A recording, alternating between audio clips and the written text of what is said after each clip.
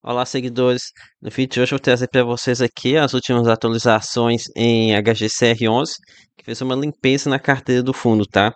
A gente anda aqui algumas tranqueiras no seu portfólio.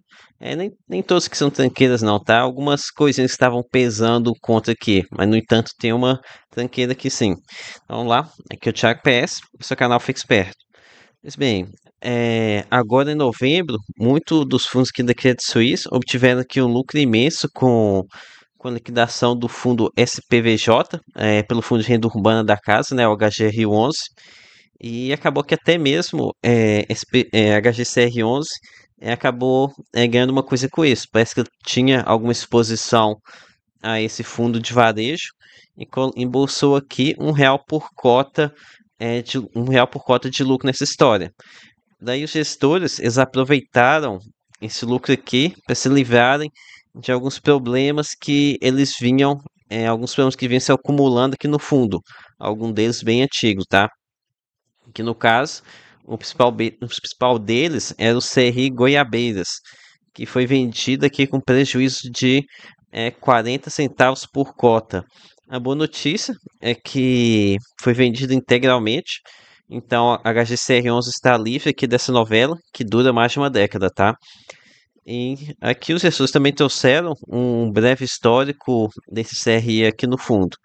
Aqui eles explicaram que um ativo foi adquirido lá em abril de 2013 e que o lastro desse CRI é o Shopping Goiabeiras, localizado lá em Cuiabá.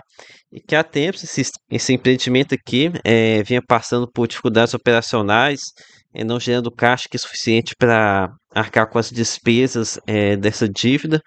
Então, daí os gestores também explicam que desde novembro de 2019 ele já se encontrava inadimplente e então foi feito aqui sempre provisionar 100% da dívida como devedores duvidosos, ou seja, marcaram o ativo a zero. Então, não dá nem para falar que foi isolamento ali no ano seguinte e os vários meses que os shoppings ficaram fechados que levaram esse empreendimento a dar ruim, né? Apesar de que com certeza esse fator que deve ter contribuído para a não recuperação aqui do ativo, já que shoppings demoram um certo tempo mesmo até atingir a maturidade.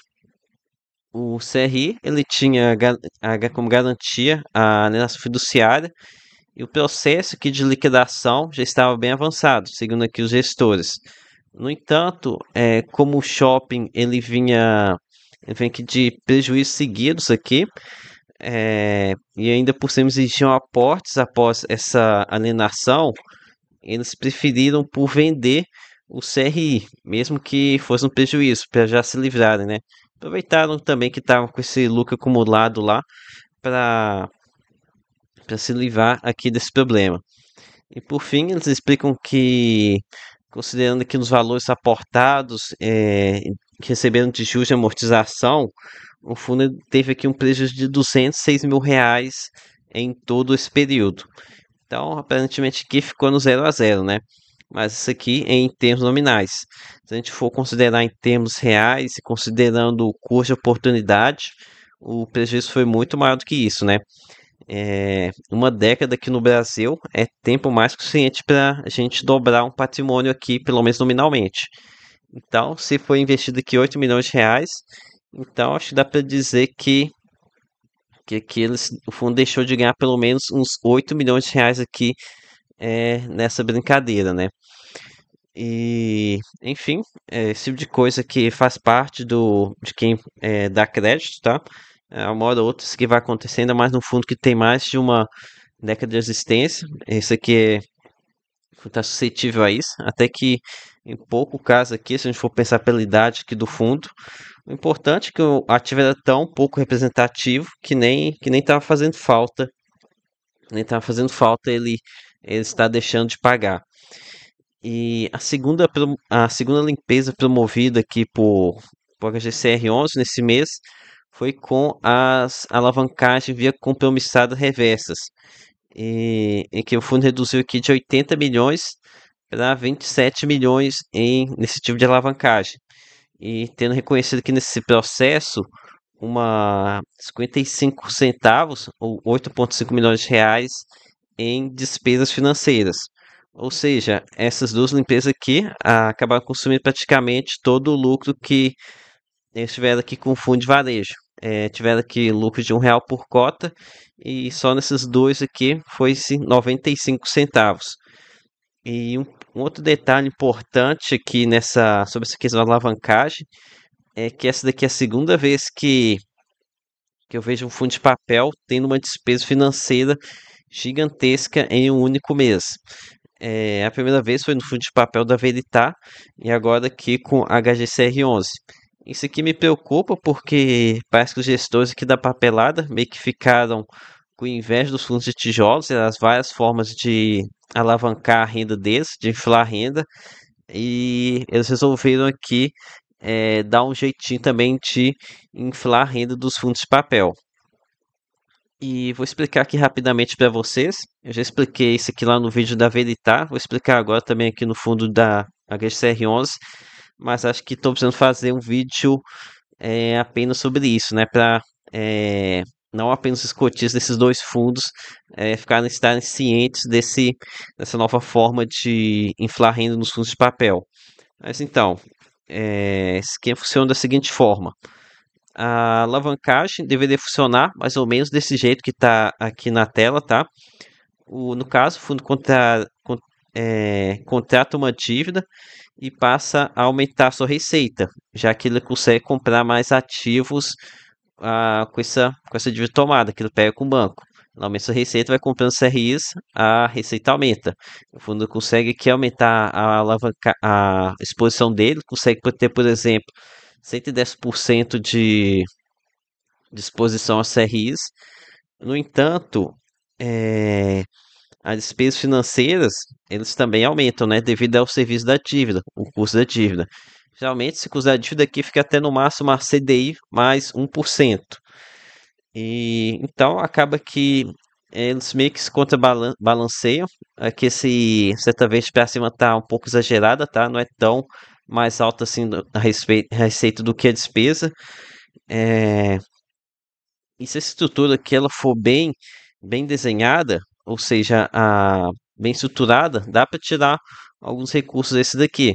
Mas para isso tem que ser feito da seguinte forma: você está aqui uma dívida em CDI, você compra aqui no caso uma CRI CDI. Por exemplo, você pega uma dívida CDI mais 1%, compra aqui CRIs que pagam CDI mais 4%. Então você tem um carrego positivo aqui. Ou então você faz esse tipo de dívida aqui, que geralmente tem custo CDI, quando a Selic está baixa. Aí talvez pode funcionar quando você compra CRI IPCA. Já no momento tosse, você compra CRI IPCA com Selic no nível que está, é praticamente certeza que você vai ter prejuízo, que foi aconteceu lá com o fundo da Capitânia, o CPTS-11, em que ficou tão feio que agora você não tem que desfazer esse tipo de operação aqui. No entanto, o que aconteceu aqui foi o seguinte, aqui nos dois fundos. A receita, ela aumentou mensalmente, já que eles conseguiram comprar mais ativos com os recursos captados lá via alavancagem, mas as despesas financeiras não existiam. Elas ficaram aqui se acumulando, né, no saldo devedor da operação compromissada. De forma que no momento do vencimento ou da quitação antecipada, o fundo acaba reconhecendo aqui um baita prejuízo. Prejuízo não, né? Uma baita despesa financeira, já que ela vai se acumulando aqui e o fundo deixa para quitar aqui apenas no final. E não sei se foi o caso aqui HGCR11, mas acredito que quando o mercado de emissões, a janela de emissões, elas abrirem novamente, a gente vai ver que muitos fundos de papel utilizando essa estratégia aqui para inflar a renda do fundo aqui no curto prazo, para assim viabilizar novas captações. E daí depois de que foi feita a emissão, eles conseguiram fechar isso daí, eles vão e começam a quitar essa dívida, né? E com isso o rendimento ele vai acabar caindo, mas aí os gestores podem colocar a culpa aqui no processo de alocação e eles já vão ter captado também, já vão ter conseguido o que eles queriam e então não faz tanta diferença em ter uma queda do rendimento depois da emissão. Então é isso. Fiquem de olho aí. Essa aqui é uma possibilidade que com certeza vai ser utilizada aqui pelos gestores de fundos de papel. No entanto, esse aqui não é motivo também para deixar de se investir em fundo de papel, não, tá? É só uma coisa que a gente tem que ficar vigiando aquilo que os gestores vão fazer. Então foi isso, galera. Espero ter contribuído aqui com vocês. Peço que o seu like, a sua inscrição, que compartilhem esse vídeo aqui para seus amigos, para eles aprenderem sobre essa nova forma de renda inflada aqui em fundos de papel. E também lembro vocês que nada que recomendação de compra ou de venda. Até a próxima.